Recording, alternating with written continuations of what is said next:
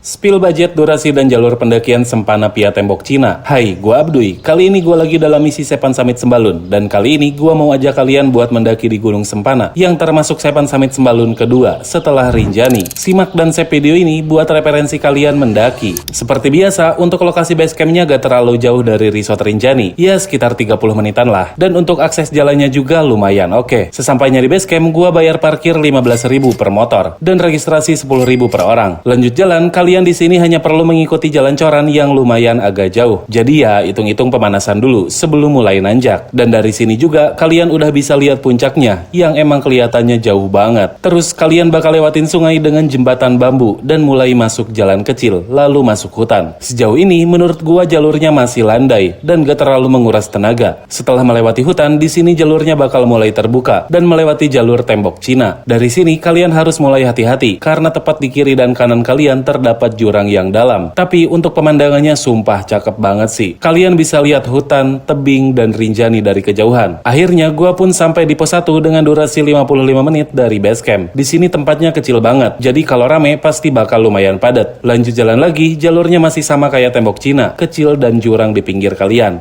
Terus kalian bakal lewatin jalur yang menyiksa fisik dan mental kalian secara langsung.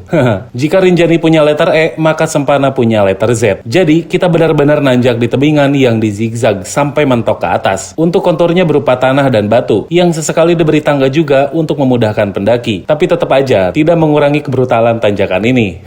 Tapi untungnya di tengah letter Z ini kalian bakal lewatin pos 2 terlebih dahulu. Jadi bisa istirahat dan ambil napas di tengah tanjakan yang brutal. By the way, durasi dari pos 1 sampai pos 2 yaitu 55 menit. Untuk jaraknya emang gak terlalu jauh, tapi elevasinya yang bikin berat. Lanjut jalan lagi di letter Z dan masih dengan tanjakan yang brutal abis. Untuk kontur dan tingkat bahayanya sama aja kayak sebelumnya. Pokoknya kalian harus banyak bersabar ketika di sini. Karena jujur, tanjakannya kayak gak habis-habis. Nah, tapi kalau kalian udah lihat pohon cemara, artinya ujung tanjakannya ini udah mau habis. Dan bener aja, gua pun sampai di camp 1 dengan durasi 45 menit dari pos 2. Dari sini kalian tinggal belok kanan untuk menuju puncak. Jalurnya bakal lebih landai dengan tanjakan tipis-tipis dan menurun terlebih dahulu. By the way, pendakian ini gua ditemani Mayara Adventure, tempat rentalan alat outdoor dari Jawa Tengah. Lihat aja, sepatu sama hydropack gua, cakep kan?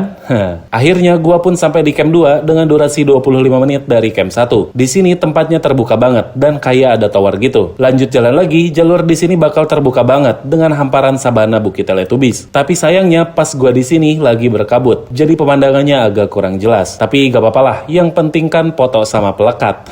Setelah jalan 10 menit dari camp 2, akhirnya gua pun sampai di puncak Sempana. Dan untuk total durasi pendakian dari base camp menuju puncak yaitu 3 jam 10 menit.